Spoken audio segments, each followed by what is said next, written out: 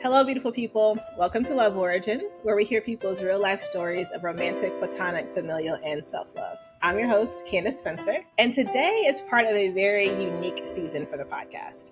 For season 3, we are talking to authors and cultural commentators involved in the sharing of fictional love stories and exploring how those fictional stories impact our perspectives on real life love stories and vice versa. I am an avid reader, especially romantic fiction. I'm an avid Hallmarkie, someone who loves Hallmark movies. So I'm really excited to dive into this topic. And our special guest for today is Jayna Breigh, the author of The Hunted Heir, a romantic legal drama that weaves together law, investigative work, faith, crime, and romance into a compelling narrative. I read her book on my birthday vacation and absolutely loved it. And we'll talk more about that later. But first, Jayna, welcome to the podcast. Thank you so much for having me. So, please introduce yourself a bit more and share what you think is important for the audience to know about you. So my name is Jayna Breigh. As Candace mentioned, I practiced law in Los Angeles for about 11 years. I took a gap year. And I went to law school at University of Virginia. I went to college in the Northeast, moved out to Los Angeles, where I practiced there. And now I live on the East Coast, and I've got 2 children. My last one's going to college in a couple of weeks. So I will be an empty nester soon. Nice. Okay, let's start a bit on your personal story. You said you practiced big law, and so, but you're not from LA. You said you moved out to LA. I'm not from LA. So I will tell you the whole story, but try to make it brief. So like I said, I went to law school at the University of Virginia, and I knew I wanted to do litigation. I grew up in the LA law era, where trial work was where it's at. I watched Perry Mason a lot as a child. So to me, being a lawyer meant you went to court, which is not true. There's all kinds of lawyers who don't ever step foot in a courtroom, and their work is equally as challenging, fascinating to them. But that's what I thought being a lawyer was. So in law school, I had, who is one of my dearest best friends. We were baptized together, as a matter of fact, in law school. And she said to me, let's go to Los Angeles for the summer. My brother works out there, and we'll just hang out and have fun. I'm like, okay. And normally I'm a very deliberative kind of person, and you want to pray things through. But for some reason, that just made sense to me. So the way it works in law school is the law firms are coming to recruit. You start signing up. I want to meet with this firm. I want to meet with that firm. You tell them who. And I was only getting interviews with Los Angeles firms. Even my home state, nobody wanted to interview me from my home state or anywhere in my region. Meanwhile, this friend could not get a single interview in Los Angeles. So fast forward to the summer between second and third year, and I've only got this Los Angeles offer, and my friend's not going. So I take it. So I go there, and I'm working as a summer associate. I'm staying at a dorm at USC with some other people from my law school, and I fell in love with Los Angeles. Oh my gosh, I just did. There's so much to recommend it, even with her struggles and the economy there and the earthquakes and the fires. I've lived through earthquakes and fires, and I lived through the Rodney King riots, and I lived through OJ's slow-mo chase in the Bronco. So there's a lot that happens in Los Angeles, but the people there, it's just different from the East Coast, and I fell in love. So anyway, the firm gave me an offer to come back after I was a summer associate. And I packed up everything I had. And as they said in the old Beverly Hillbillies show, loaded up the truck and I moved to Beverly. So I drove across the country and I started practicing law in a state I had only lived in for a summer with no real family there. It turns out I had a great aunt that I later found, but no family, no friends, no connections, just going to work for this law firm. But I loved Los Angeles. And as a tangent, that is why, at least at present, all of my books are set in Los Angeles. Because Los Angeles is one of the characters in my books, and my books are a love story to the city that formed me. That is incredible. Okay. Processing all of that. Okay. So, wow, that's so interesting. As a side note, where does your friend end up? So she ended up practicing on the East Coast, like the Virginia, Maryland area. Okay. And now she practiced law in Michigan with like a big auto corporation. But I talked to her yesterday. We like I said, we were baptized together. We are friends for life. That's a really incredible transition because LA is very different than I'm sure any other place in the country. Similar to DC where I live. Correct. So it sounds like you had some kind of like just compulsion that took you out there and ended up being a really incredible life that you built in LA. I did. Okay, so I forgot part of the story. So I became a Christian in college, and then I was baptized in law school. And among the things that were on my resume, I had been a deacon at the chapel in my college. I went to women's college. They had deacons at the chapel. I was one of the deacons. So I put that on my resume. I'm not even thinking, will this affect whether or not I get a job or not? It was important to me. So I get to the interview for this law firm. They're reading my resume, and the very first question they ask me is, "Are you a Christian?" Okay, you and I know that's an illegal question. Yes. Correct. Illegal. So I'm like, okay, yes, I am.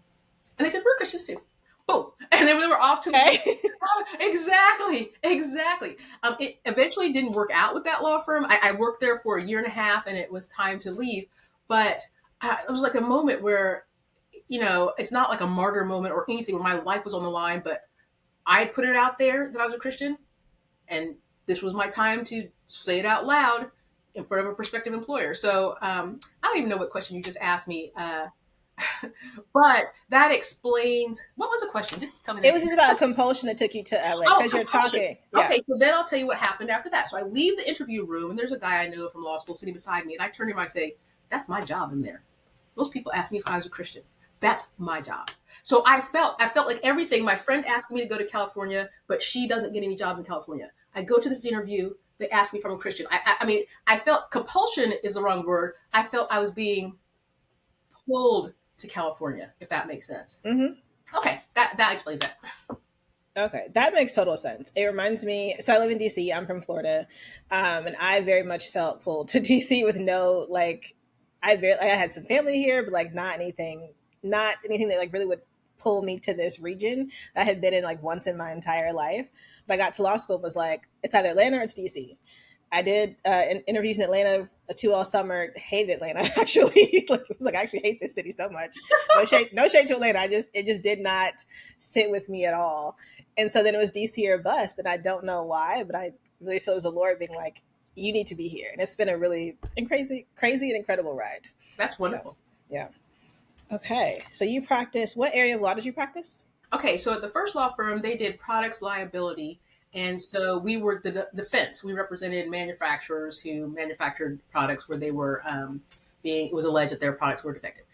That was good training ground because they practiced, even though it was a small firm, they had come from a big, huge firm, and they practiced big firm law. So I learned everything, how to work a case up from beginning going through trial.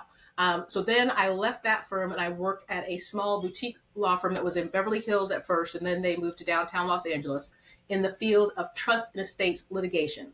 The nutshell explanation of that is Great Aunt Tilly dies and she had a will. Now there are people who want to fight over that will.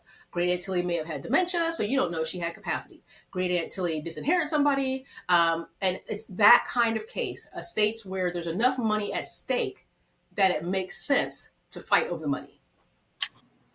Yeah, I love me some good trust in estates. That is awesome. That is so lawyer nerdy of me, but I love it. It is one of the more nerdy fields. I agree. Yes. Yeah. Okay, cool. And then you did that for the rest of your time in LA? Yes, I did that for the rest of the time that I practiced law. Okay. And why did you decide on law as a career? So that's another story. So I grew up watching Perry Mason. LA law, like I said, was big when I was in college. But the bottom line was in my family and in the late 80s, everybody was going to get an MBA. That was a thing you did. You graduate from college, you get an because that was the hot field. When I was in high school, the hot field was engineering. You go to school, and you get an engineering degree. But I have no capacity to either do mathematics or science. When a lawyer needs to do math, they hire an expert witness. So I knew that I couldn't do that. I also knew that just for maturity wise and just how I felt inside myself, I wasn't ready to be responsible for myself. So I was like, you know what? Let me get some more school. So I was like, I think I could do law school. It seems like what lawyers do, at least on TV, is fun. So I would go to law school, postpone the decision about what I'm going to do with my life. And you end up with a law degree at the end. So it's not like you're not marketable or whatever. So that it really was a sort of not I'm burning to be a lawyer, but it's like, I got to make some decisions. I'm going to put them off and go to law school. I am always surprised by how many people are like, I didn't know what I was going to do. So I went to law school. And I'm like, that's an incredible decision to make. Like, I respect it. I respect it. Yeah. Okay. So then you go to law school, you graduate, you pass the California bar, which is incredibly hard. So shout out to that. First time, I will say, 49% pass rate. Praise God. That's incredible. That is, again, one of the top 5 hardest bars in the country. So shout out to that. Thank you. So you're practicing for 10 years. What did you really like about it? What I liked about it is, so after I left my first law firm, I started working with people that I loved. I loved the law firm that I worked with, and we were very much like a family. We had jokes. We supported each other. I was thinking today, because I read through the prompting, the questions that you sent, and I remember I had a mediation that I was at, and it was like 10 o'clock at night. And the building is powered. California's always saving power, right? So the power had shut off. There's no like lights except for emergency lights. And I wasn't the best negotiator. Every lawyer has their skill set, but negotiation wasn't mine. So I'm calling one of the other lawyers from my firm. I'm in a broom closet, and she is walking me through the negotiations. I was like, okay, they said this. What should I say? And I go back and I come back. Okay, I call her back. And it even chokes me up now. That's the kind of people I worked with. 10 o'clock at night, I'm in a broom closet, and they're talking to me, walking me through a mediation. Another example, because I thought of this on the treadmill, there was a partner there, and it turns out I'm the godmother of his children. And he would get his haircuts at lunch. So I would get in the car with him, and we'd go to lunch. We'd go to the barbershop. And he would sit and get his cuts, get his fade, tightened up. And there I am, while we were chit-chatting with his barber. I'm chit-chatting with him. Then we get back in the car after lunch, and we go back to the office. And this is a married man. We're friends. But that's the kind of friends we were, is we did stuff together outside of the practice of law. So when I think about the practice of law, the thing I loved the most was the people I practiced with. I had a hard time with the area of the law that I practiced because it very much involves contention between families. And this is, your podcast is about love. Mm-hmm. Well, imagine you're suing your mother, you're suing your stepmother, you're suing your siblings. Love is out the window, right? Because you want a piece of that pie, your sibling wants a piece of that pie, or your stepmother wants a piece of that pie. And second, I think only to divorce law and family law, I think that estate and trust litigation might be the most contentious because there's feelings on the line. Why did your parent choose to disinherit you? That has nothing to do about the money. That's going to hit you in your heart, right? So conservatorships, we all saw Britney Spears and her conservatorship, right? Well, imagine your parents are putting a conservatorship on you, or you have to take your parents and get a conservatorship over them. What kind of feelings might there be? Mm-hmm. So it was very hard. The practice of that kind of law was very hard. Yeah, that makes sense. I honestly never thought about it that way. I think of because I'm a transactions girly, like I don't like litigation at all. I think of just like the formation of the trust and so like how that's less content. Well, actually, it depends on when people find out the information in the trust, but it can be less contentious than the actual litigation part of it. But that's a really good point. Yeah, I can see why that would be really hard. So in addition to that, was there any other things that you disliked about practicing law or practicing that area of law? So it's no slight on any of the people that I was working for, but emotions are high. And there can be a desire for revenge. Again, it's very much like divorce law, right? The people who are coming to you are not getting along with the people they should be closest to in their life. Mm-hmm. So, and we represented sometimes like universities who had been left a bequest or charities, and those were way less contentious because you're not fighting people you may have grown up with. And so people can become, you have a duty to be a zealous advocate for your clients, right? Mm-hmm. But people can become not their best selves.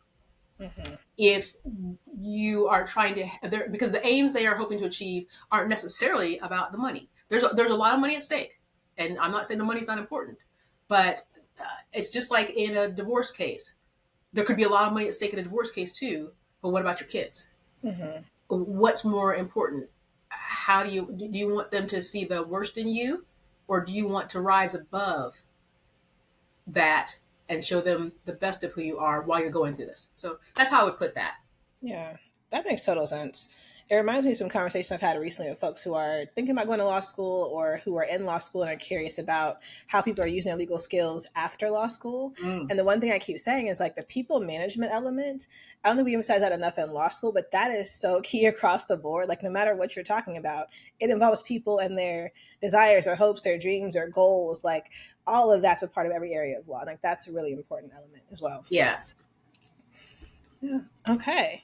So you had this career in the law and you had some challenges. You really enjoyed it in some ways. You loved LA. Yeah. How and why did you transition to being a writer? Okay, so I'll try to give the Reader's Digest version of that story.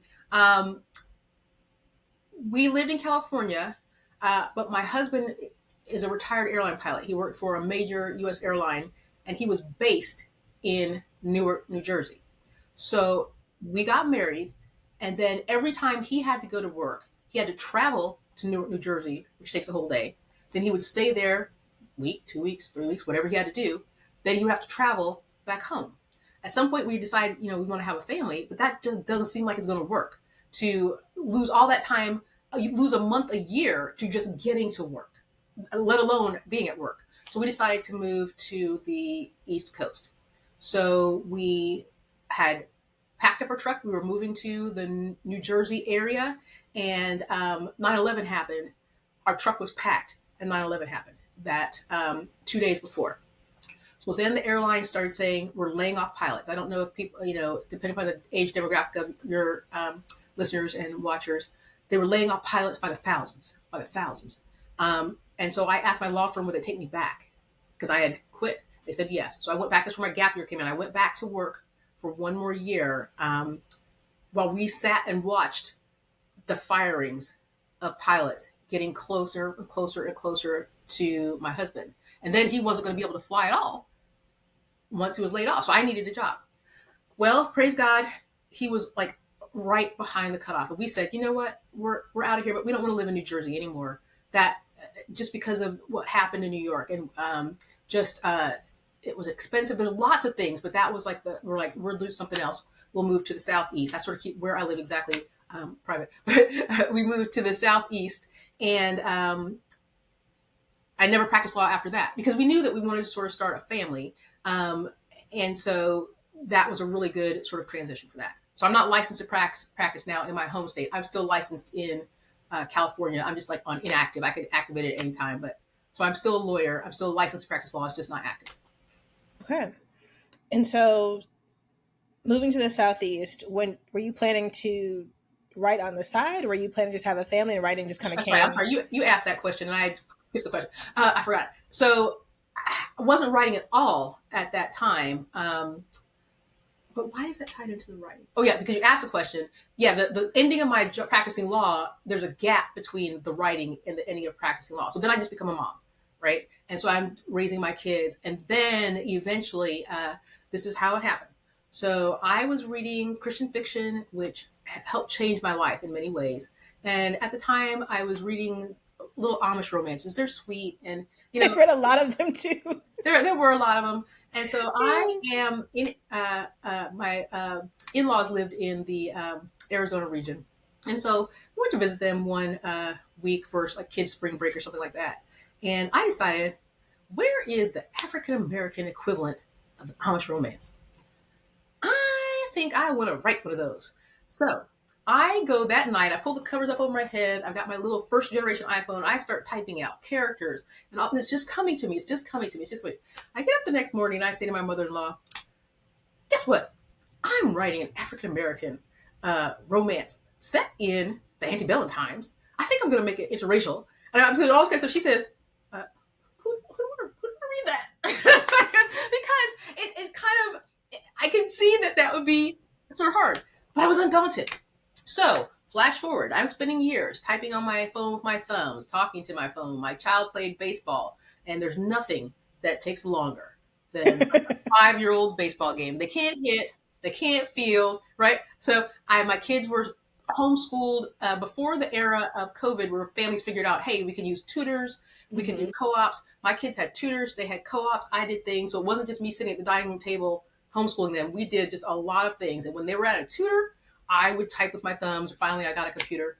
So my first book, which has not seen the light of day basically since then, was an African American historical romance set in the antebellum times. It took so much research. I think I checked out, 50 books from the library about the period. I have page after page after page of research because historicals require that. The readers want your historical to be historically accurate. I was even like the names on the census. I wanted to know, are these names that people would use? I have a scene in there where an African American man baptizes a Caucasian man. That actually happened in history. That the things as small as that, so nobody could clap back and say this could not have happened. Oh yeah, everything in my historical could have happened because I got an iPhone full of notes that says it could, but nobody wanted to buy it. So that's how I started writing, was after reading Amish and deciding I wanted to take a hand at something that was set in times without electricity. Essentially, the Amish don't use electricity. The people in my book are going to use electricity. So that's what I decided. Okay, that's really funny because I also read a lot of Amish romance growing up, and I remember Tony Shiloh recently put up a post about how Christian fiction has expanded. Yeah, like recently, and it's no shade Amish romances. I learned a lot about that culture, which was really cool. But at the time, especially when I was growing up as a kid in like the 90s, early 2000s, that was a lot of the Christian fiction was just Amish romance. I'm like, I've never met anyone Amish. It's great to learn about, but like no one was ever Black, or no one was ever like setting regular times or like current times and current like societal living. And so it was really interesting to learn about, but I am very grateful that we've expanded past that to show more characters and lifestyles and people groups and things like that. I have 2 points regarding what you said. Number one, I think one of the reasons it's that we write the kinds of stories that we write, and for me it's romance, is you want to see yourself in the story. And so that's why, I could have tried my hand at an Amish romance, but that's not what I wanted. I wanted to see people who had a history like mine, people in history, and we have more of that now. We've got Piper Hughley that writes a ton of things that are set in different historical periods. Vanessa Riley writes things that are set in historical periods. So as Christian romance has definitely expanded to include the historical stories of Black people set in times without electricity, but yes, that has not always been the case. It was not always the case that we could find ourselves in the stories. Yeah. Okay. So you mentioned several things that were very interesting. I want to back up a little bit to you meeting your husband. Yes. Absolutely. So also that part of your story about 9/11 and traveling is very, very interesting. So thank you for sharing that. But I want to back up to how you all met. How did y'all meet? Okay. So I attended a teeny tiny, beautiful church full of senior citizens when I lived in California, and there was no one to date because everybody was super old. But they were, oh my gosh, they were lovely saints. And I worked a lot because, as you know, as an attorney, there's not a lot of downtime. All the other attorneys at my office, even if I was going to entertain an office romance, they were all married, so there was nobody there. And so I was just telling my friends, no, back up. So first I tried a Christian dating service. Again, this is before the internet. That's how old I am, people. Before the internet. And this Christian dating service advertised on Christian radio. And what you did is you sent your photo and a blurb about yourself to this woman who acted as a matchmaker. And she made a book. She had a book of women. She had a book of men. So the ladies got the book of men and the men got the book of women. This is before Match.com. Before, what's the one where you swipe? Most of them, but Hinge, Tinder, Plenty of Fish, Hello Cupid, Coffee Meets Bagel, all of them. Before all of those, right? Before all of that. And you get the book and then you send a letter, okay? And you send a letter to the person and then they send you a letter back. So I got this P.O. box and I'm waiting for a letter. Finally, I go down one day, there's a letter in the box. In any event, I went out with that guy and went out with 3 others, but none of them were matches. Fast forward, I decided, okay, I realize I'm willing to be set up. I'm willing to have a matchmaker. She interviewed you extensively. She interviewed them, and she suggested matches. So I was like, I'll just tell my friends I'm willing to be set up. So flash forward, uh, I end up having roommates. I realized, the way you meet people is not to go home to your lonely, cold apartment every night by yourself. So I got some roommates, and I told my roommates I'm willing to be set up. One of my roommates said, "I know somebody," and so she said he's a pilot. I said, "Okay." I said, "Tell him I was black." He said he didn't care. So she calls him, says she'll talk to you, she'll go out with you. A couple weeks later, he calls me. We go on a date. That's it. That's it. Like y'all fell in love. You knew he was the one. Like, So we didn't fall in love, but we started dating like seriously from that time. Again, he was a pilot, so we go on our very first date where I cried because I cry every day. And same though, same. oh my gosh. So then because of the way his schedule worked, we go on this first date, then he disappears for 2 weeks. No contact. I didn't know how pilot life worked. And again, this is before cell phones. This is before the internet. So the way we started contacting each other while we dated is he had like a SkyTel pager where you could send like a 4-line message. And I don't even remember how I sent those messages. I think I typed them on my computer and they went to his SkyTel pager. And then that's how we communicated for most of our dating lives. Cell phones were introduced like right before we got married. Could he then message you back on the pager then? Yes, he could message me. Okay. So back then in the day, if you watch a movie from the late 90s, a classic example, I'm going to date myself, is a movie called New Jack City. If you watch a movie from the 90s, the dealers are setting up their deals on a SkyTel pager. So that's how he did it. Okay. So yes, okay. So I'll finish. So we went on a coffee date at a coffee shop, and I could tell every other person I had dated was a guy, but he was a man, and that's the difference. So I knew immediately. I didn't know I was going to marry him or all that, but he wanted to date with intention. Um, and he was looking for a wife. He was willing to be set up. So it was very different from when you meet somebody's eyes across the room and you have a little chemistry and you go on some dates, because that's not meeting with the intention to find a spouse. So Okay. And so first date, 2 weeks kind of period, SkyTel paging. yes, How did you go from when did you know he was the one for you? Kind of how did your relationship progress in that way? that's hilarious too. So we're dating when we can, when he's in town. SkyTel paging, eventually having phone calls and some letters. And he tells a story about he wanted to break up with me. And interestingly, we were watching White Man Can't Jump. I decided he needed to see that. Get your cultural bona fides. So I decided he needed to watch that. I don't know why that's the one where I thought it should start culturally, but that's where we're starting. And so, so we're watching that. But apparently, during that movie, he decided that he wanted to break up with me. Well, but he doesn't tell me. I learned later that he went through the whole cycle in his mind of, I want to break up with her. How would I feel? Oh, I don't think I can live without her. I'm not going to break up. But he ends up telling me this later that, yeah, I was going to break up with you that night. And so, but I also was very afraid of getting married. My parents were divorced. I'm not revealing anything that they don't know. So it's not a family secret. My brother knows, I know, everybody knows. And so I did not grow up inside of an intact marriage. So I was very afraid of marriage, and I didn't know what it entailed. And one of the things I said to my husband one day is, so if we do this thing, what does it look like? Do we just sit around staring at each other all day? Because I didn't even know what it meant to, what do you do when you live with another person? What do you do all day? Do you have to sit in the same room? Do you have to eat at the same time? And what exactly does it mean to live your life parallel with someone? And what parts of yourself do you retain? What parts do you have to yield? What do they retain? All of these things. So, because my parents got divorced when I was like 9 years old. So there's a movie called Shadowlands. It's about C.S. Lewis, and he married this woman named Joy way later in life. And C.S. Lewis didn't know what marriage was going to be like either. In the movie, C.S. Lewis said to Joy something similar to sort of the anxieties I had. And she said, well, when you put on your pajamas and you get in bed, it's just like you do now, but I'll be there.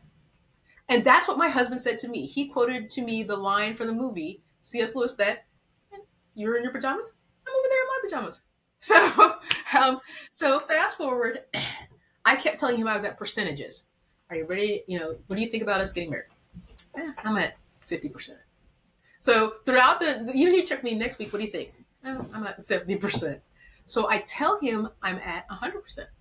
The next day we go out to eat with his landlords, who are also friends of his, and the female and the landlord says, "Congratulations! I heard you're getting married." I said, "We're getting married? I didn't know we were getting married."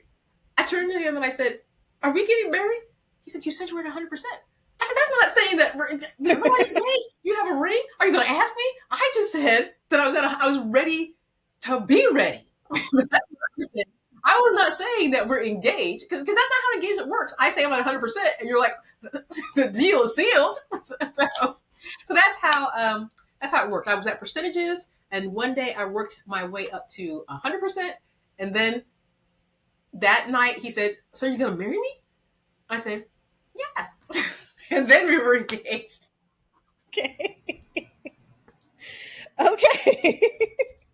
That's really fun. Okay, so what helped you get to 100%? Like, kind of, was it something that he did? Was it things you're working through for yourself? Like, It was there's lots of things. I'll tell you two funny stories. Number one, he gave me a set of cassette tapes, because again, I'm old, to give to my roommate by Dr. Dobson about marriage. And so I started listening to these cassette tapes, and I can't remember, I wish I could remember the name of this cassette tape. So one of the things in the cassette tapes that Dr. Dobson said is, don't be chasing the man. Don't chase him. Give a little space, and like a rubber band, if you're over here, he'll draw him to you. So you give a little space, he'll draw him to you. So something happened in our relationship, and he's like, "What are you doing? Something's going on." I said, "I listened to those tapes." And I'm just, that wasn't for you. That was for her. So I'm giving him the space. I'm pulling away, and he's like, "I'm pulling away," but he didn't take. He's like, "No, we're not for you." So that's one story. What was the other story I was going to tell you? What was the question again? what got you to 100% of being What ready got me to to get 100%? married? So I got back. I stopped pulling away because Dr. Dobson told me to pull away. But the other thing I determined to do is his family.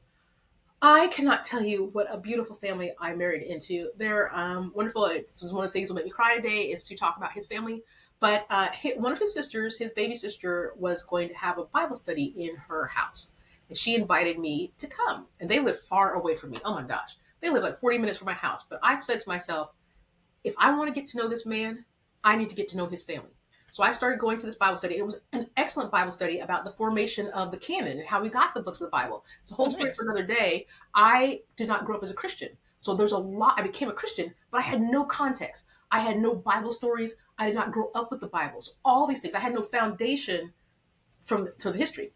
So I'm learning all this stuff, but he can't come because he's an airline pilot. So I'm driving 40 minutes once a week out to his sister's house, who I don't know, to have Bible study with her husband, and some other strangers every week. But I got to know her. I got to know her husband. Another thing that helped encourage me is when I met one of my husband has 3 sisters. I met another one of his sisters. And what they would say to me, "Oh yeah, I would marry my brother. If we weren't brothers and sisters, I would marry," because they loved him. Mm-hmm. And so I knew, if your sisters love you and say you're a good man, that's a thing you need to look at. And then I met his parents, and they were lovely, lovely, lovely people. They have both passed now, but I could not ask for better in-laws. Some of the ways I parent come from things that his mother told me. And so it's not that you marry the family, but you do marry the family. Even if you have a very stable marriage, if everything is screwed up with the in-law relationships, that's going to impact you. It's going to impact you when you have kids, and now you got to take them to go see grandma. Mm-hmm. But if your spouse doesn't get along with grandma, if there's family tensions. So I married into a wonderful family, and I married a very good man. That's incredible. I love that. There was something I was going to go back to. Hold on. Oh, sorry. Is your husband's family from California? Okay. Here's another story. So my husband's family is Mennonite background. So the Mennonites are not, let's say, indigenous to America. They came from Russia and the Ukraine, and they settled in Canada. His grandparents did not speak English; they spoke Russian. So then his parents migrated down to the United States. So my husband, say the question again. I don't know why I'm losing thread. You tell me that I talk in paragraphs like a Wikipedia article. I just got too much information. Go ahead. It's totally fine. I told you we're gonna go with the flow. It's totally fine. Is your husband from California? Is the question. Technically, no, but yes, in that way. So he is California raised and reared in all of his life, essentially California, but he was not born a citizen of California. Okay, and so Mennonite background, Russian grandparents. Yes. Cali settled, essentially. Yes. Okay, cool. Awesome. Alrighty, so the engagement is you're gonna marry me, and you're like, yes. Yes, and so then from there we dated for a year. We got married 6 months later, so a total 18 months. Hey, nice. Okay, what point in the relationship did you get to 100%? I got to 100% in December of the year before we got married. So we got married in May, so I got to 100% in December. So it took about a year to get to 100%. Okay, that sounds about, yeah. It took a solid amount of time. Yeah. Okay, cool. Did y'all get married in California? We did. We had a lovely wedding under a tree in a park. I love that. But I don't say this, okay, because we're both kind of frugal. And, well, okay, I take that back. He's very frugal. And so we had this, budget. And we kept going to all these places in California. We decided we want to get married outside, but it's expensive.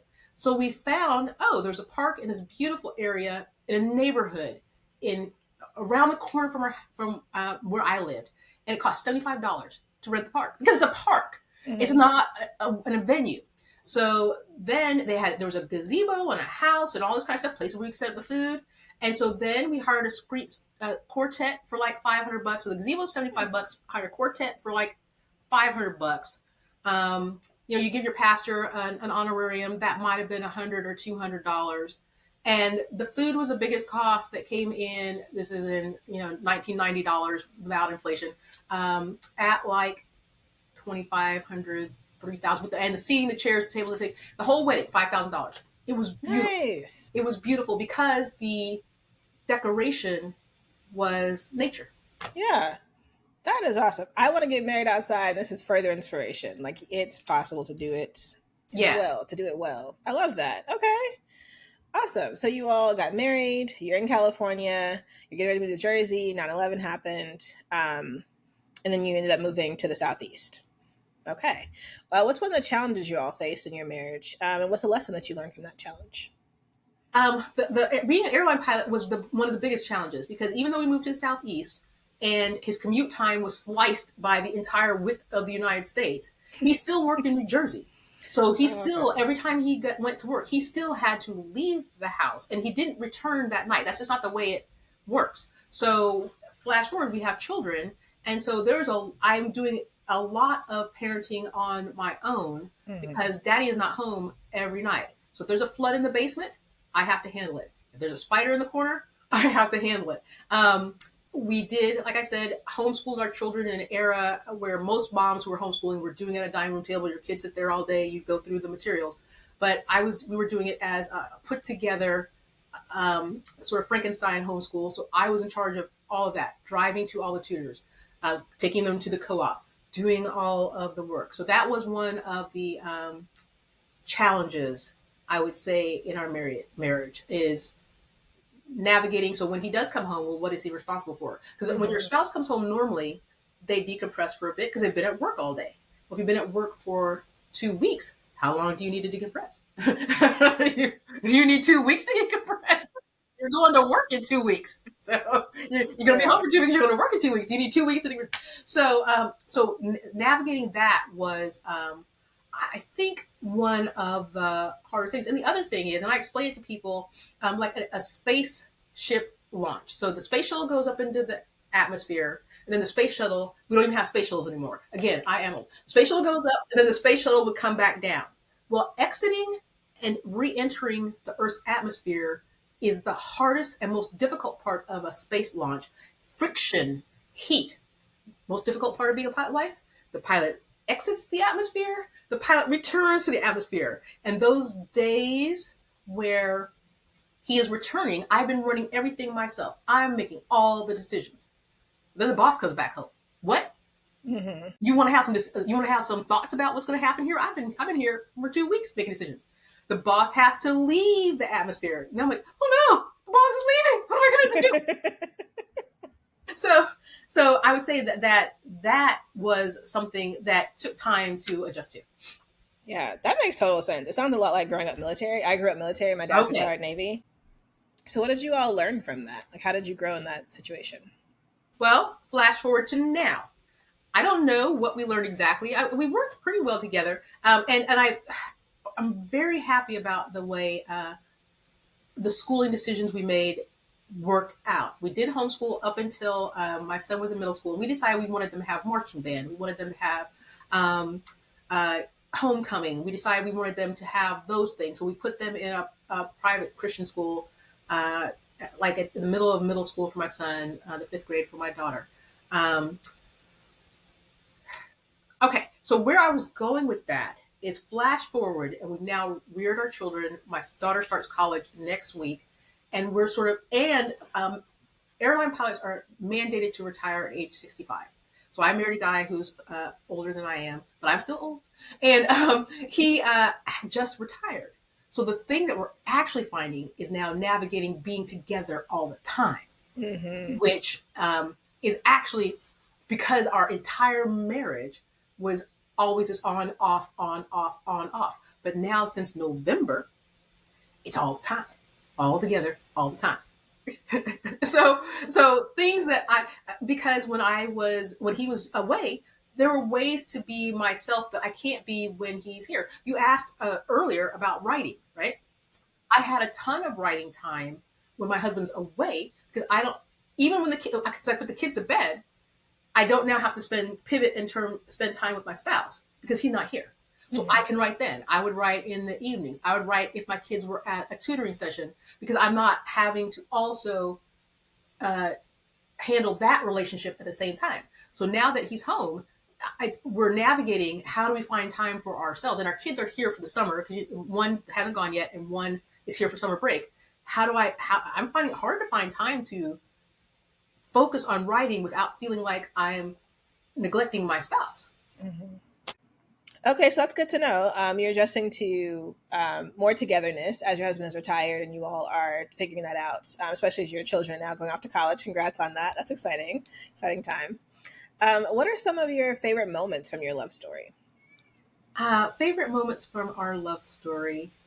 It's interesting. Okay, so my husband's a very unique kind of guy.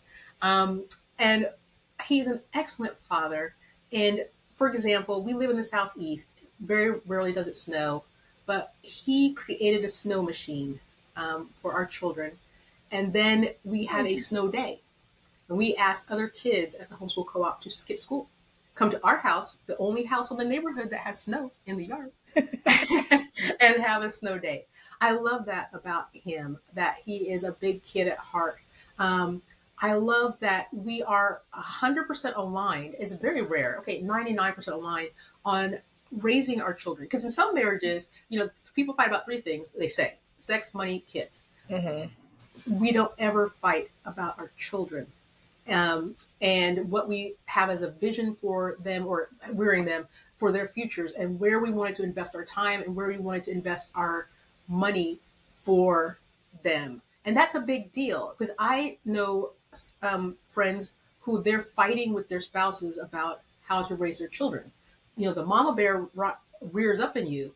And now if you're fighting with your spouse about your kids, that's hard. And I don't know how I would have navigated that if that was an area where we had disagreement. So in our love story, is what you asked about. At the end now, our children are adults, and I look back and I say, "Wow, what a good dad! What a good dad!" Um, and even with the going away and the coming back, and the going away and the coming back, he made so many memories for them, and was 100% on their side, and cheerleading them, and helping them develop their passions. And so, again, I grew up in a divorced household. So having a husband who is 100% behind his kids, and it's not spoiling, but it's, are you passionate about this? Then I'm passionate about this. Is this what you want to be doing right now? Then that's what we're going to be doing. And that just meant a lot to me. That meant a lot to me. That's awesome. That is very important. Thank you so much for sharing about your love story with your husband. We're going to pivot slightly into talking about fictional love and what love stories across the categories, because on Love Origins we hold all categories as equal, so romantic, platonic, familial, and self love. Across those categories, what love stories, real or fictional, did you grow up with? Okay, so Rocky, I was thinking about this earlier today because I was trying to think about a love story. So Rocky Balboa and the woman he falls in love with is Adrian. And there's a scene where he's trying to explain to Adrian why they make sense. She's kind of plain looking. They made her, Talia Shire up to look like frumpy and dumpy. And Rocky's a palooka and he's not, he's got scarred up face, everything. And he's like, I've got gaps, you've got gaps. Together we fill gaps. That's one of the lines in the movie. He's trying to explain to Adrian why he loved her. And I just always sort of, he's tender hearted towards her and he's trying to find simple ways to please her and he is protective of her.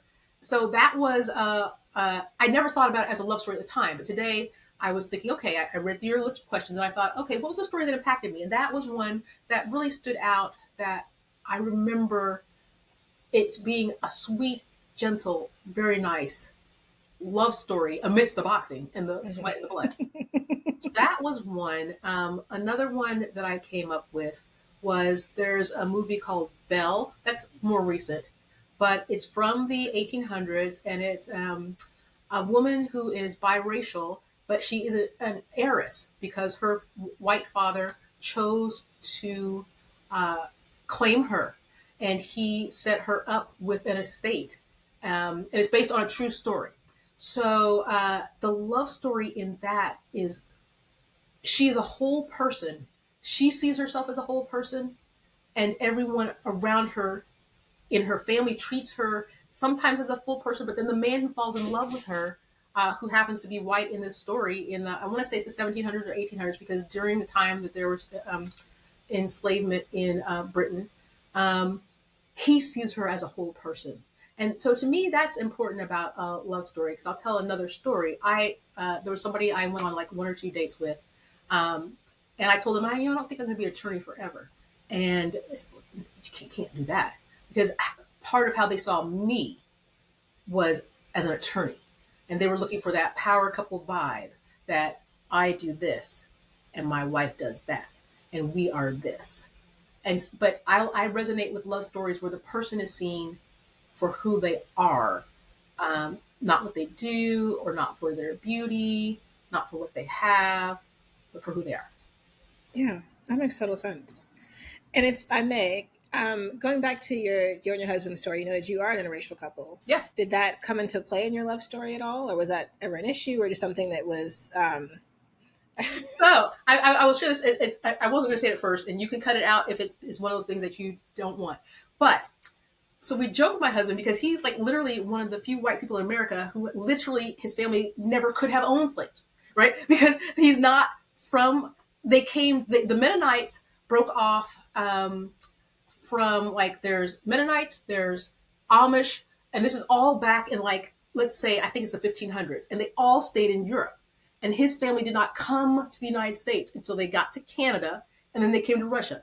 And so he has and then he grew up in California, which is very different. People in California are not Southern, so they don't have I'm not saying that there wasn't racism in California, because there was. There's the Watts riots. There was the LA riots. There are tensions between people of different races in every state in the union. So being in California doesn't exempt you. But his background is weird. Mennonites are pacifists. So they never were going to own, at least his contingent, because there were Mennonites in Georgia who did own slaves. But the whole way his family got here was this sort of color blindness. That's the only way to describe it. It's, and I know that to some people that sounds like you can't be colorblind. Yeah, you can. It's just how you're raised. It's how his parents were. they just saw people for people. And that's the only way I can describe it. Thank you for sharing about that. No problem. And so that kind of leads into our next question of how does your own love story, again, across family, across romantic, platonic, self-love, impact how you incorporate love into your stories? So my first book that didn't get published at all was interracial, because I wanted to explore that. The book, The Hunted Heir, which you've read, is not interracial. But the book I wrote before The Hunted Heir, which is going to be published after The Hunted Heir, is also interracial. And so I definitely was someone who wanted to write interracial love stories, because I think it brings healing and understanding to people. I think people, I don't know, people are people. We all have our cultural things, but especially for believers, that's the thing that unites us, not the color of my skin. So since I write Christian romances, I wanted to show that. I don't know. I think people, I don't know. I just think it's a good thing to see interracial marriages, and people might come at me for that. I don't know. But I'm not pushing it. I'm just saying, though, be open to it. Why not? If the person is a believer and you're a believer, and then when we get to heaven, they're going to be there and you're going to be there. There's no cordoned off portions. There's no sections, right? So then why not work on it down here? Because you're going to have to do it up there. So. That's fair. I'm going to go back to your love story again for one more second. When you found out, or I guess when you were talking to your husband, going along through your dating process, did him being white bother you initially or at all? No, because this is not a secret to anybody who knows me, but I hadn't intended to reveal it. But I grew up very differently. So you grew up in a military family. Did you move a lot? Yes. Okay. So I grew up. My father was an executive with IBM, which was like the civilian military. I moved a lot as a kid, and I went to 5 elementary schools, only 1 middle school, and 2 high schools. So I lived in spaces where we were the only black kids in the school, the only black kids in our subdivision. So then we moved to the Southeast, and this was in the 1970s. So you have to think about the time. Dr. King was just assassinated in 68. We moved here in 75, and it took me a while as an adult to put together. That's not a long time. The civil rights movement sort of ended in the way that it had happened in the 60s, by 1970. But we moved to the Southeast, and things hadn't been implemented yet even. And attitudes don't change in 7 years just because you've got some civil rights legislation. So my brother and I were the first black students to attend our elementary school.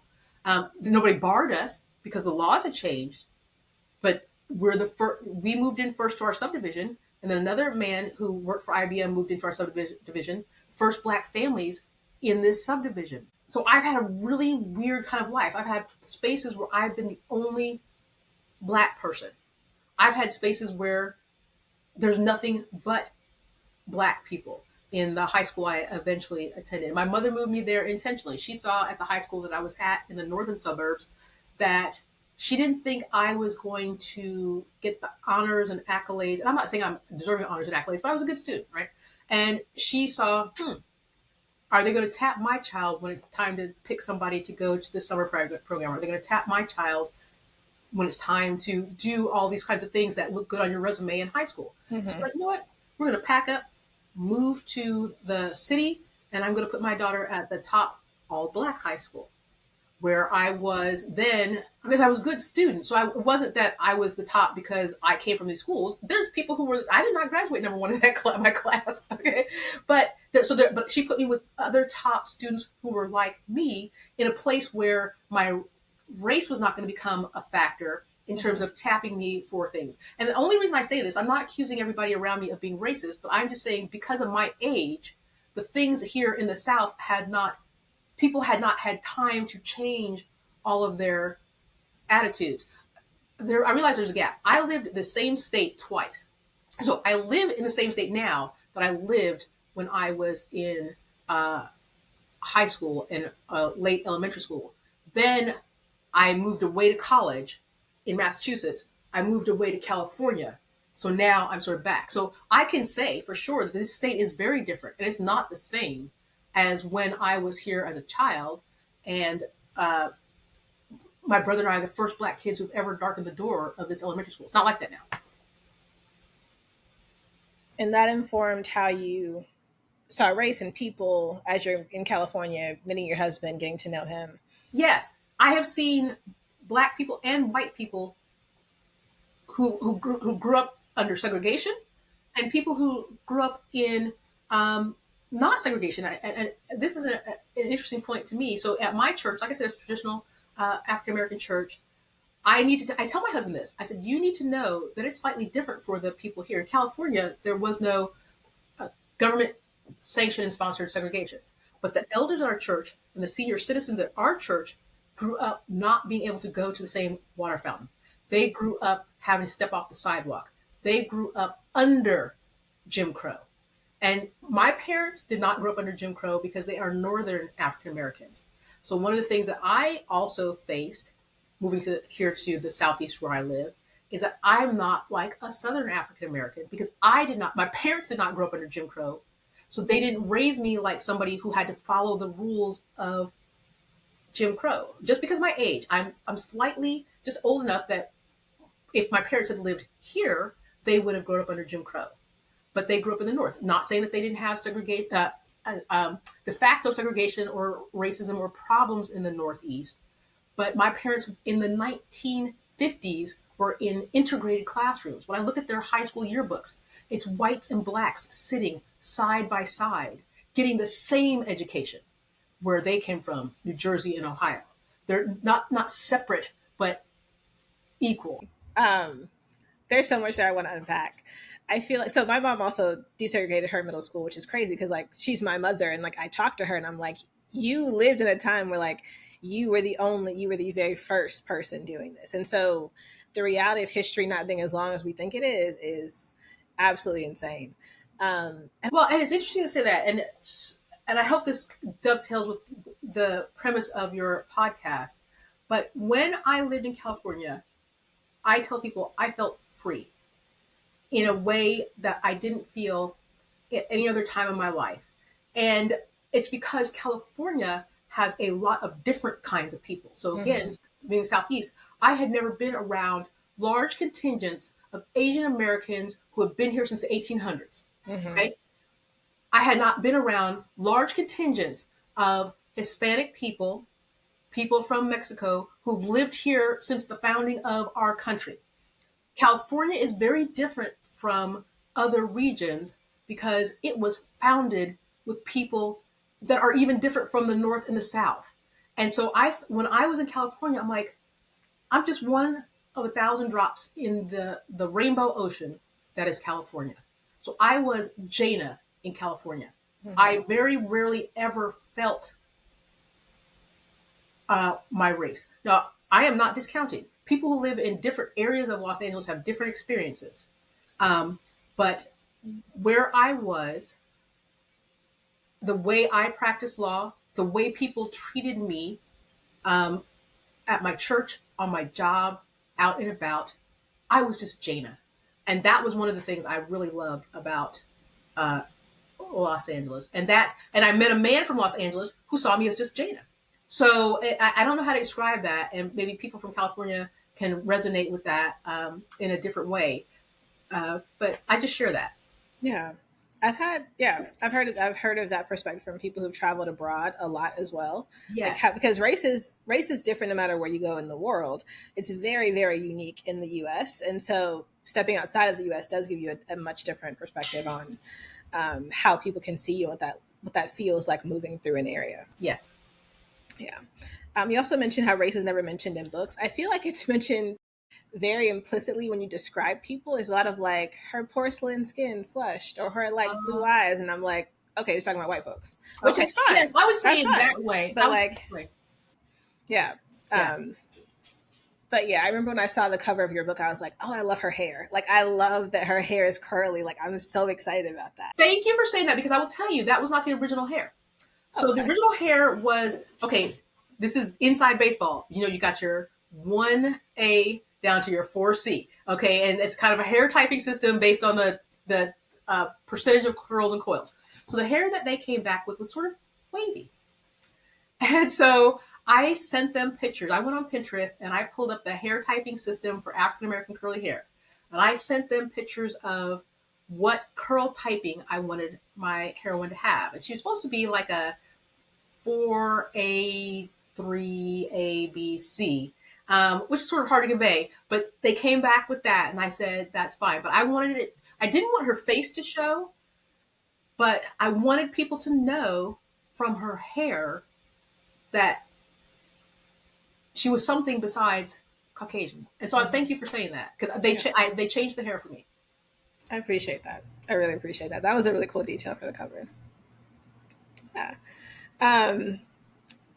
So we normally do our pop culture tie-in at the end, but because we're already talking about the book, I'm going to go ahead and shift that to this section of our conversation. So let's talk about The Hunted Heir. Let's talk about how that became your first book, and that story of how you got it published and what you want the book to convey. Okay, so mention the African American historical romance not published. Then I started writing a book that I called Third Second Chance, interracial marriage and somebody with a disability. No publishers wanted that. Then I wrote my next book. So this is book 3, the book which comes out after The Hunted Heir now. And it was called Second First Impression, because I just wasn't that clever with titles. So The Hunted Heir was originally called First Love Last. Third second chance, second first impression, first love last. And that became The Hunted Heir. And I always knew that Demarcus Johnson, who is the star of The Hunted Heir, he takes up so much room and oxygen in the room because he is just Demarcus. That's just how he moves, right? I always knew that Demarcus was going to be the star of my third book. So he was in my first book as a secondary character. He was in the second book, which comes out next. He has a cameo appearance. By the time I got to what became The Hunted Heir, I knew Demarcus very well. And I knew that he needed to be paired with a woman who could not care less that he was Demarcus Johnson.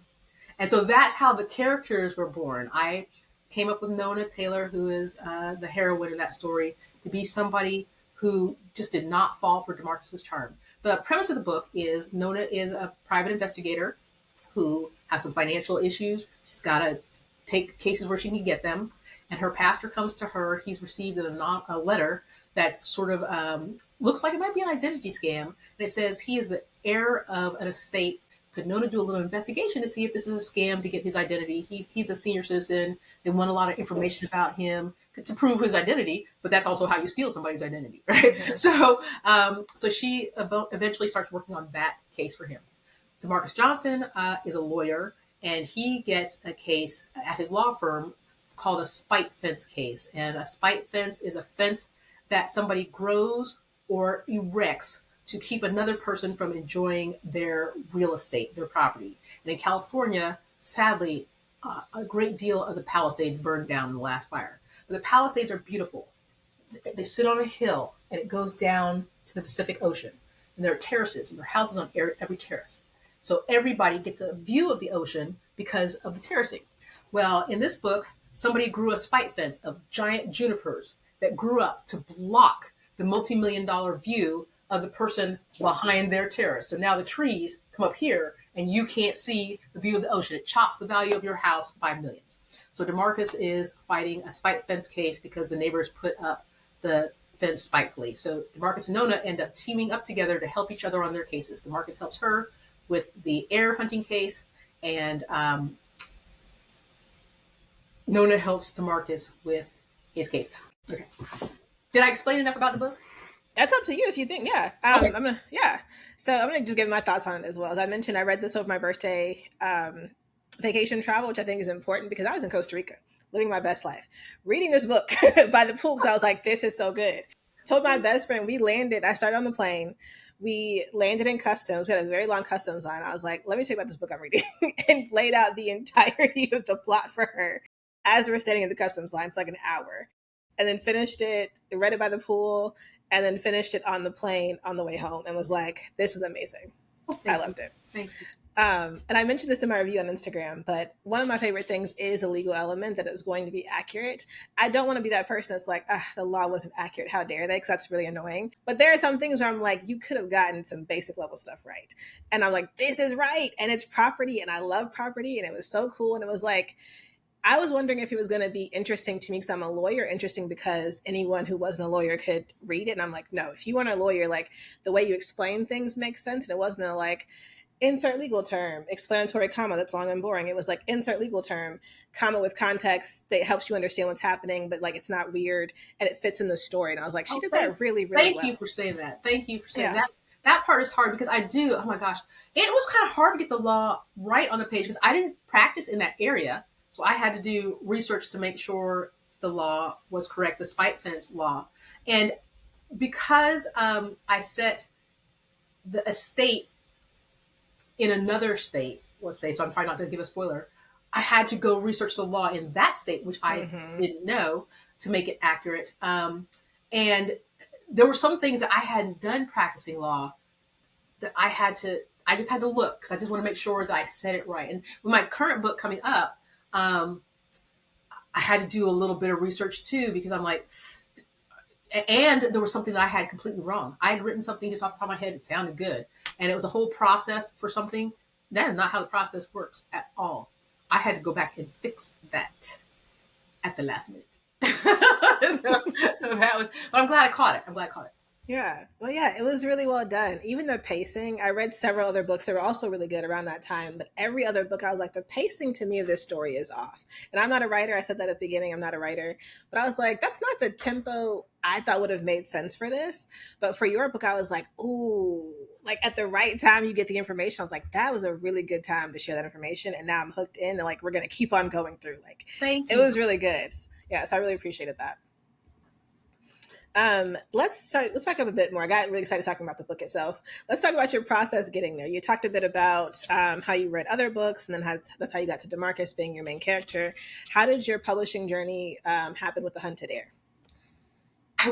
I sort of have a blank spot in my mind, but I can remember this because DeMarcus existed in 2 completed novels. I did not have to build his character out. So okay, I can't say this. I always start generally with character first. DeMarcus was always in my mind. The characters in the very first book, I could see them in my mind. I built them. And the problem that I had as a writer with my first 2 books is that I had fully developed characters, and the way I would phrase it as a writer is all dressed up, no place to go. Because I was horrible with plot. So I had these characters, but I had to come up with a story. So for The Hunted Heir, I've got DeMarcus, I've got Nona, but by God's grace, my agent helped me connect with a critique partner, and she helped me come up with, well, what if you did this? What if you did that? Yeah. So she helped me think through the plot of the book and to come up with, she didn't come up with all of the twists, but she just helped me think through story. Because story consists of several things. It consists of characters, setting, plot, and they all have to kind of come together. They have the internal world of your character. You have the external world of your character. Not in every kind of story. Different stories are put together different ways. But I just couldn't figure out what my characters were doing from day to day. Are they having lunch now? Are they getting in the car now? Because I didn't have a whole story. So she helped me do that. It is a romantic legal drama. It is a twisty mystery suspense. And she helped me figure out how one puts twists into a book. Nice. That's great. Because the twists were really good. This is just a personal reader question. Why did you decide to have 3 POVs in this book? I decided to have 3 POVs because it would be harder to the amount of writing I would have to do to explain what was happening behind the scenes. It seemed easier just to have that character there doing it. Because otherwise, if he is not a character, but they're interacting with him, it was going to be hard for me to explain why all this was happening to my characters. I think. And I'll use an example, I guess. The Harry Potter world. It's good that we sometimes see what Voldemort is doing because it explains a lot. And I felt that my book needed explanations for some things that were going on that would be harder to have if there wasn't a third POV. That makes sense. Yeah. It was really good. It was a little creepy to be in that person's head, but it was really helpful to be like, oh, this is what is happening in this other element of it. And that is some really interesting, for me, I mentioned in my review, like it added this element of like, it made me wonder about him as a person, like his intelligence and this interaction between him and the villain of like what is actually going on here that maybe wasn't the main point of the book, but it was intriguing to be like, huh, what's the psychology of this person? Like, how does that come out in the book? And like, what does that really mean when you get to the end, seeing his last move? So, Well, yeah. if I could say something about that from a story perspective, and this goes with the love origin. So this particular character um, had conflict with a parent, and that is what drove and motivated because they didn't have a loving relationship. Mm-hmm. And my publisher asked me to go back in. So I had the whole book written, and they said, go back in, get deeper into the motivation of the third POV. Because I just thought, not a toss off character, but the third POV served the plot purposes from Mm-hmm. my perspective. Why does this person have to have such a deep backstory? Well, they do, because even your villains or your third POVs have to have a reason for everything that they do. And there's because you said that in your review, which was how do we get to the end and what happens at the end. But I set a lot of it up after I had written the book the first time and went back through putting more layers in that particular character. Yeah, it was really well done, and I think it really served the story very well. Um, so, kind of talking about that, like his relationship, Nona DeMarcus's relationship. Why include love in your work? Oh, Christian fiction changed my life. So when I started writing, I had a mentor who told me to write down my goals. What were my goals as a writer? And my first paragraph started with the sentence Christian fiction changed my life, and I want to write stories that impact people's lives in the same way. And I was reading Christian romances, and I saw how that changed my life. It helped me, again, going back to the fact that I grew up in a outside of a marriage in a divorced family. So I did not grow up with, the dad coming in, whining and dining and bringing his wife roses. I did not grow up with the watching the gentle touches between spouses after a hard day's work. And this is not any slight on my parents. It is what it is, right? But if you're a child who grows up outside of marriage, then you don't see the marriage from the inside. And so I also grew up not hearing stories about, oh, when you and dad were dating, what was that like? So I grew up without any romance stories from my family of origin. So Christian romances helped me to visualize that, to see courtship and what it might look like, to see the transition from initial attraction to love. And I told you the story earlier about, what are you going to do all day? Well, you get in the bed and you have your pajamas and I have my pajamas. I literally had no concept of what that really kind of was. So that was one of the reasons I read Christian fiction and one of the reasons why I wanted to write Christian fiction. Okay. And it was and so like your perspective, then also not being able to see love but reading about it made it important to include that love in your books as well. Absolutely. Yeah. Absolutely. Christian fiction changed my life. It helped me to just understand some things that I didn't understand about myself. Yeah. But I think is really cool too about the Hunt today. It's not just romantic love between Nona and DeMarcus, who I love his cockiness because I'm like, that's a very classic like black male law thing. Like that tracks. Oh my gosh. But it's not just their love, but also Nona on her family side, not just with her sister, but also with her brother, and what that dynamic is like now because of their family. As you mentioned, the lack of love in the third POV, like that, how that has impacted that character.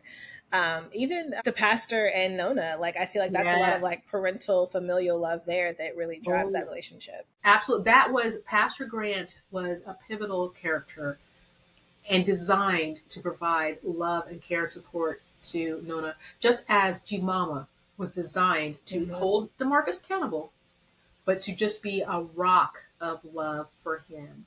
And I will get this is on the early pages of the book, but Demarcus's cousin Jamaria is in the book for a reason. Jamaria shows that Demarcus knows that the way he's behaving is not correct. Because whenever Jamaria talks about young men and what they want from her or what they want to do, Demarcus doesn't tell her to do it like I do it. He tells her, "Don't get a guy like me." So he loves his cousin enough to not just let her go her way, but to warn her and admonish her. He's willing to fly out there if he has to, to make sure that his cousin gets what she should have as a young lady, not Mm-hmm. ill treatment from guys. Mm-hmm. Yeah. Yeah. I really appreciate the different perspectives that you showed in that book. Even I'm thinking, I won't give any spoilers. One of the pivotal scenes after, well, I can't even talk about it till I give away spoilers, but Tell me off the screen then. okay, I'll tell you. Yeah, that's straight.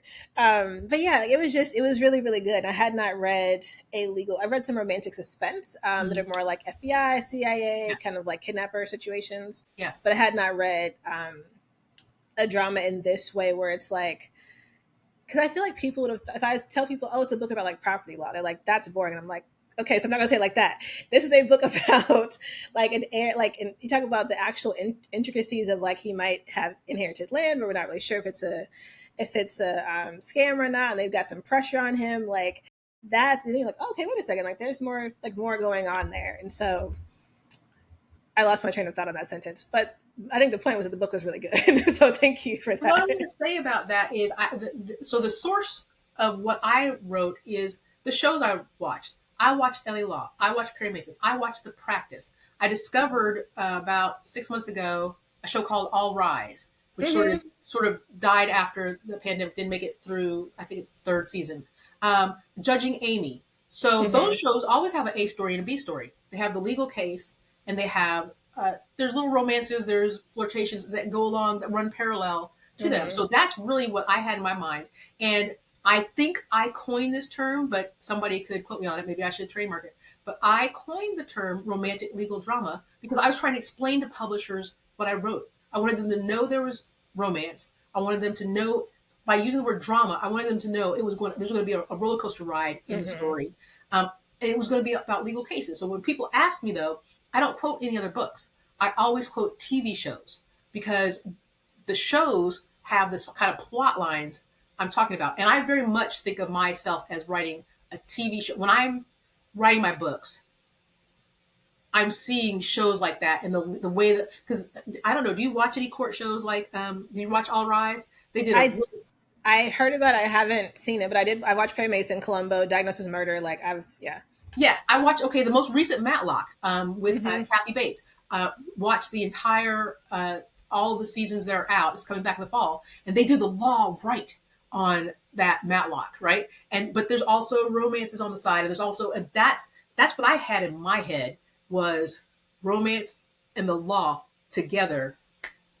The stories going like this. Mm-hmm. Yeah, that makes sense. I think it's a unique perspective on it as well. Not necessarily other books, but other medium that tell stories in that way. Yeah, that makes sense. Anything you want to share about your upcoming book?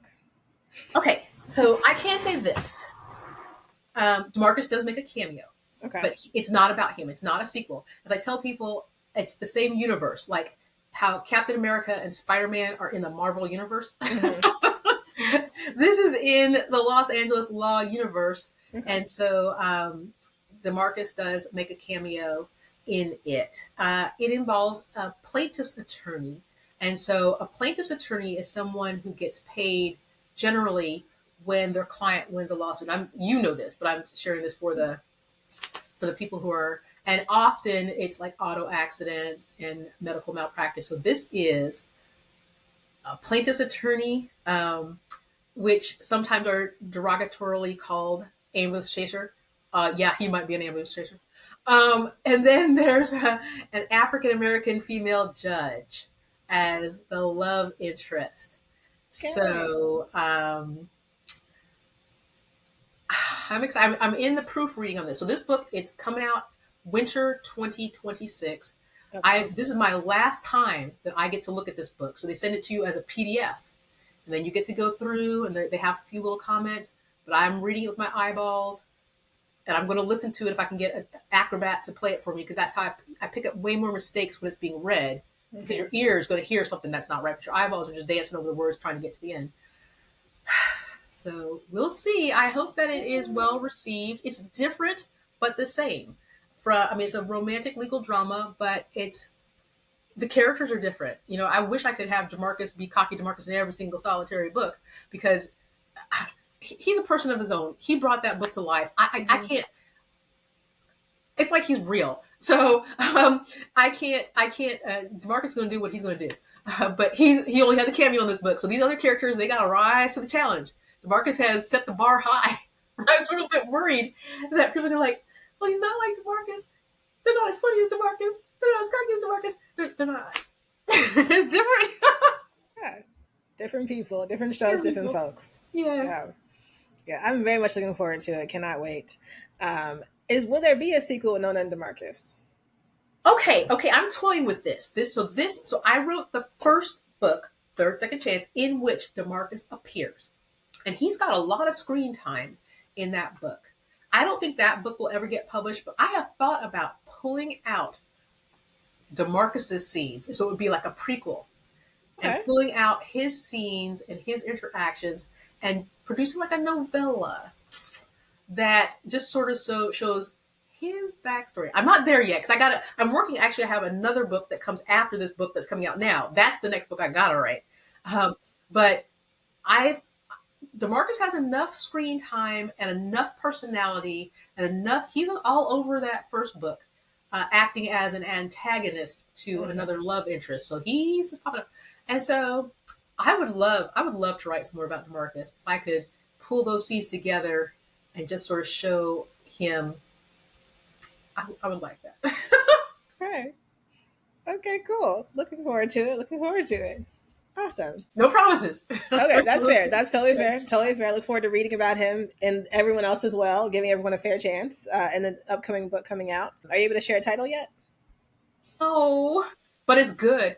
Okay, I will say this about the title. No, I will say this about this title. As you're trade, The Hunted Heir is a play on heir hunting, because that is an actual legal term.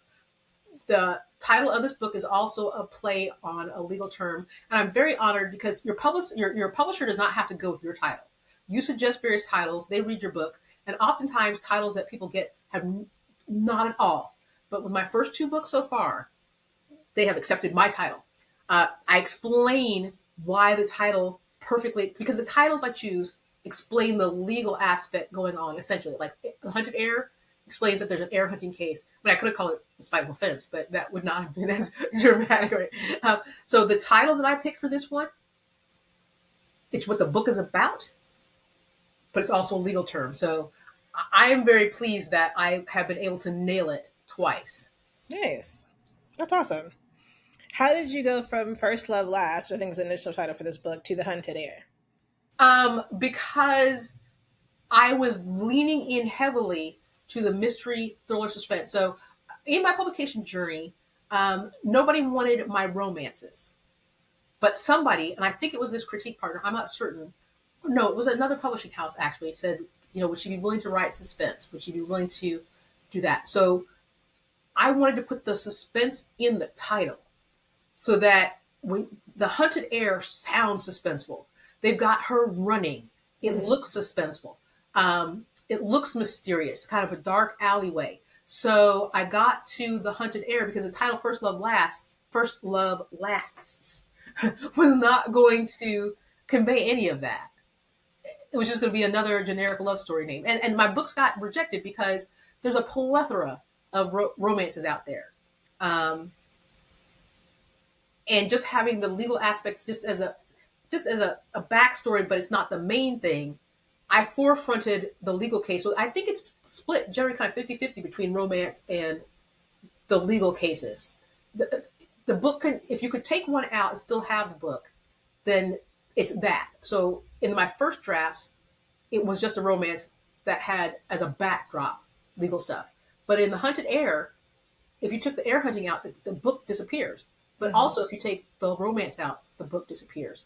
So I really tried to make it so that it is a romantic legal drama and that no single element of the book, no single plot line can be pulled out of the book without destroying the book. That's incredible. I imagine that's really hard to do. So yes, it was very hard. Awesome. Okay. Anything else you want to talk through before we ask our last question? And I'm going back through my notes here quickly to see if there's anything else we missed. I do want to say that this has been a wonderful interview, Candace, and it's been so much fun, and I really appreciate you. Thank you so much. I really appreciate that. I'm used to interviewing people I know already. Okay. And so I wanted to make sure that this was a welcoming space for people who didn't know me. Oh, either. Absolutely. Absolutely. Awesome. Thank you. Thank you for that. Okay, so our last question that we ask every single person on Love Origins, no matter who they are and what their background is why do you keep choosing love? And for you, either in your life, in your work, or both. God is love. He gives the command that we are to love one another as he first loved us. I choose love over and over again because what else is there? What else am I going to choose? I want the stories I write to point to eternal truths. My tagline is hoping to heal hearts with eternal truths. So my books are going to point people towards God. They're going to point them towards ultimately, eventually right choices. You're going to go on the bumpy ride throughout the story. There's going to be right choices. There's going to be, hopefully people can see themselves in my characters and it's healing for them. So that is why I choose love in my stories, because ultimately, what else is there? Yeah. And I want to say, too, I appreciate, because you emphasize the Christian element of your work, too. And as we were talking about, Christian fiction is very much expanded in the past 20 or so years. Your characters are not perfect. They're not putting on this, we're perfect Christians, and that's how, one of them, DeMarcus, is kind of coming back to his faith a little bit. Nona has her own faith journey that's very fraught. And so I really appreciate that it shows the reality of journeying with the Lord. It's not going to be a smooth road. There will be some hurdles, some gives and some takes, some bumpy moments, but it's still worth the journey there. Yeah. Awesome. Thank you so much, Jane. I really appreciate your time today. Thank you. This has been wonderful. Love Origins is produced by Candace Spencer with music by Anthony Spencer of Noisy Dreads, LLC.